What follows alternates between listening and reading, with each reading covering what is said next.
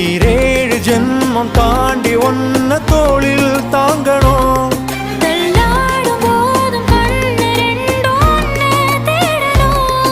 உயிர் விட்டு போகும் அந்த நொடியில் ஓ உருவம் முன்னால் வரணும்.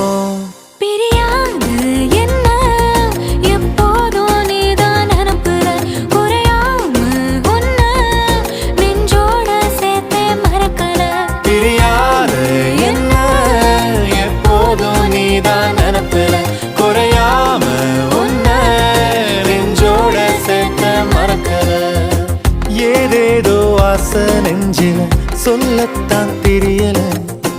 உன்னால கண்ணு தூங்கல, எதுக்குன்னு புரியல.